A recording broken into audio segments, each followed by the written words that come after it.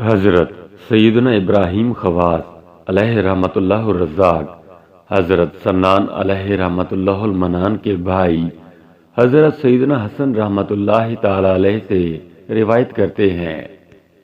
حضرت سیدنا ابو تراب نقشی علیہ رحمۃ اللہ القوی فرماتے ہیں کہ ایک مرتبہ میں اور میرے چند رفقا حرمین شریفین کی حاضری کے لیے سفر پر روانہ ہوئے۔ میں نے سب سے الگ تھلگ رہ کر سفر کرنا پسند کیا اور انہیں چھوڑ کر اکیلا ہی سفر کرتا رہا۔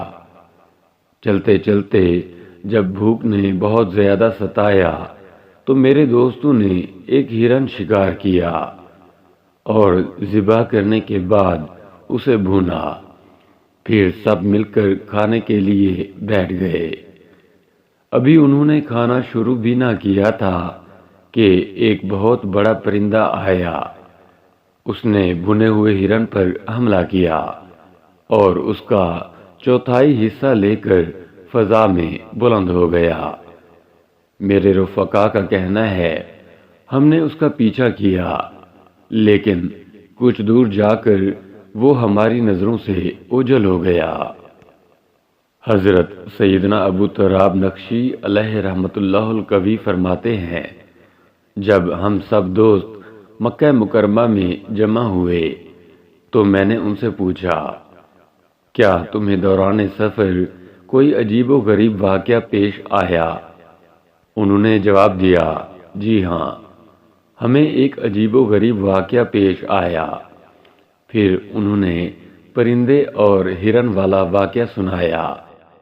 ان سے یہ واقعہ سننے کے بعد میں نے کہا، فلاں دن فلاں وقت میں سوئے حرم سفر پر رواں تھا کہ اچانک ایک پرندہ آیا اور میرے سامنے بھنے ہوئے ہرن کا چوتھائی حصہ ڈال کر وہاں سے غائب ہو گیا۔ دیکھو ہمارے پاک پروردگار عز و جل نے ہمیں کس طرح ایک ہی وقت میں ایک ہی ہرن کا گوشت کھلایا۔ اے ہمارے پیارے اللہ عز و جل، ہمیں حلال رزق عطا فرما اور حرام چیزوں سے ہماری حفاظت فرما اور ہمیں توکل کی دولت سے مالا مال فرما، آمین، بجاہ نبی الامین صلی اللہ تعالی علیہ وآلہ وسلم۔ اللہ رب العزت سے دعا ہے کہ ان اولیاء کرام کے صدقے ہماری تمام مشکلات آسان فرمائے، آمین ثم آمین۔